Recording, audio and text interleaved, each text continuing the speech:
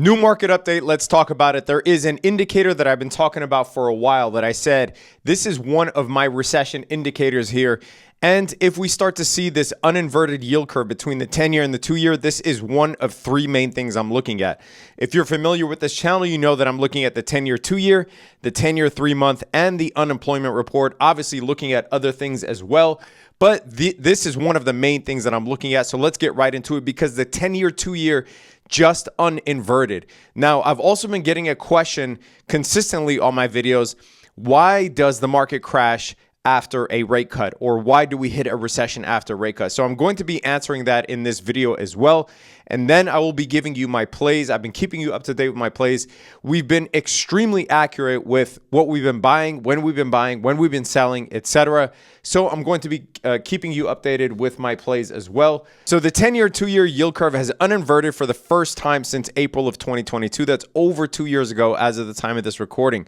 This is the longest time that the 10-year, 2-year has been uninverted. I'm going to explain it in plain English. But basically now we are at 0.01, so it is positive. It is no longer inverted. The yield curve is finally steepening once again.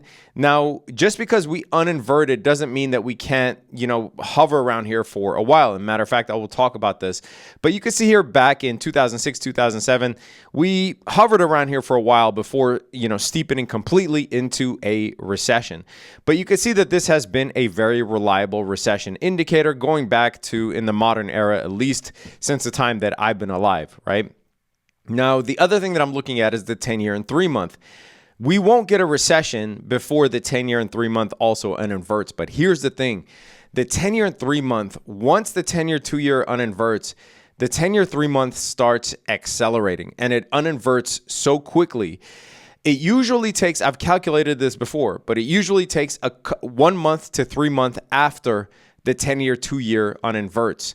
So within the next month to 3 months, we should start seeing this, the 10-year, 3-month uninvert as well. Now, this is where we will start getting closer to a recession. Obviously, we know the story with unemployment. Now at a healthy margin above 4.3, healthy is actually an oxymoron to use here, but a significant margin above 4. We are at 4.3%. We're going to get another reading soon as well.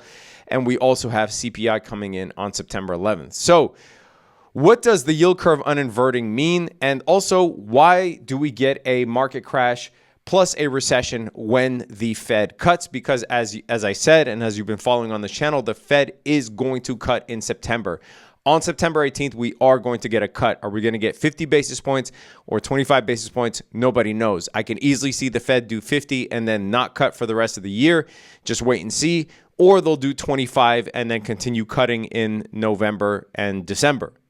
I have no idea. And Jerome Powell did not give us any indication of this, but he did tell us during Jackson Hole that we are for sure going to cut. So I think it will depend on the CPI data that comes out on September 11th. But let's get into the yield curve here. And then I want to explain why does the market crash and why do we get a recession when the Fed cuts? So in a normal environment, a 10-year bond, right, or 10-year treasury, 10-year loan, whatever, you expect that to pay more than a 2-year. If I tell you, hey, you're going to lock up your money with me for 10 years, and you're like, cool, how much, what's the interest rate? And I say it's going to be 5%. Or you can lock up your money with me for 2 years, and you would expect me to pay you less. When the yield curve inverts, it's when this pays more than this. So the 2-year might pay 5.5, and the 10-year pays 5. Why does this happen? This happens for a number of reasons in pre-recessionary environments. One is because you have investors pouring into longer-term bonds because of safety, right? They're not confident in the economy in the short term, so they pour into long-term bonds, thereby declining the yields. The more demand that a bond has, the lower the yield is, right?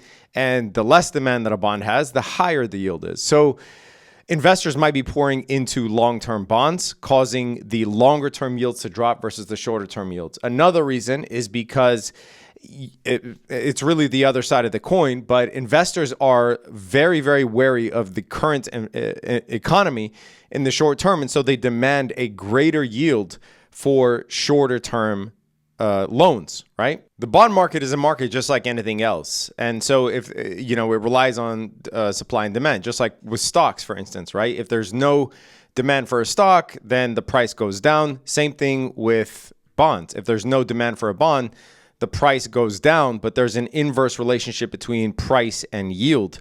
So the more that the price of the 2-year goes down, the higher the yield is, right? Because nobody's buying it. So the yield has to go higher in order to attract more investors. Also, the Fed funds rate is really something that affects the shorter end of the curve, right? The Fed funds rate, which is basically the rate that the Fed raises and decreases, right?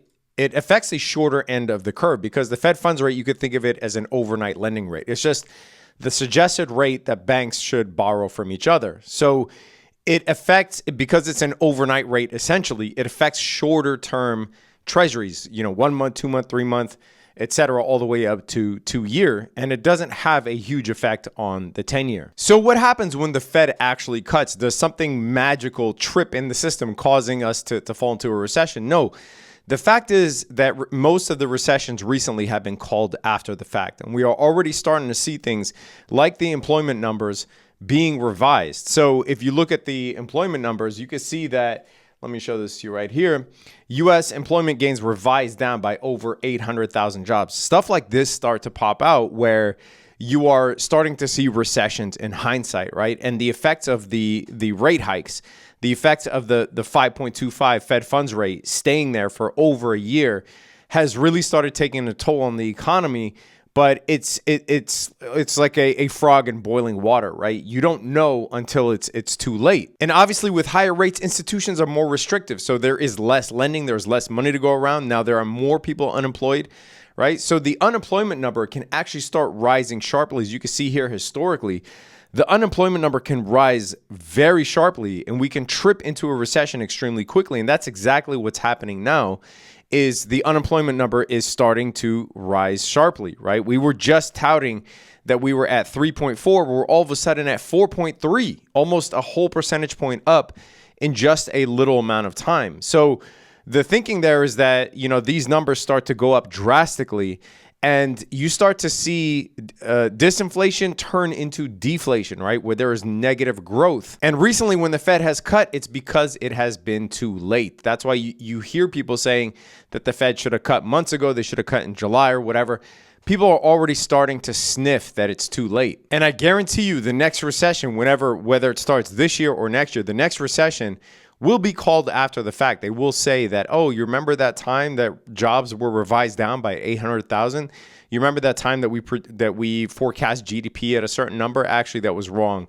It's now revised down and we were actually in a recession back then. Now, I'm going to get into my thoughts on the market in a second, but why does the market tank when the Fed cuts? Now, historically, this actually hasn't been true. If you look here, you can see that when the Fed cuts, the returns are actually positive. It wasn't until 2001 and 2007. Now, these are all not the same thing because these were not all hiking cycles. So if you look at July 2019, this wasn't a hiking cycle. This was what they called a temper tantrum or taper tantrum back then, right?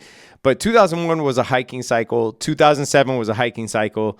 And we are in a much more similar vein to 2001 and 2007 now than, say, 2019. I'm not saying I'm not saying that we're going to see a crash like 2001 or 2007.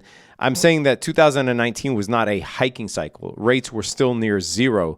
And Trump had basically pressured Jerome Powell to cutting rates by like 0.25% and taking them back to zero, right? But here is when, we had pushed rates super high and it basically broke the economy and then the Fed cut. Same here. We pushed the rates super high, then the Fed broke the economy and then the Fed cut, right? This was not the same as 2019 or most of these times here.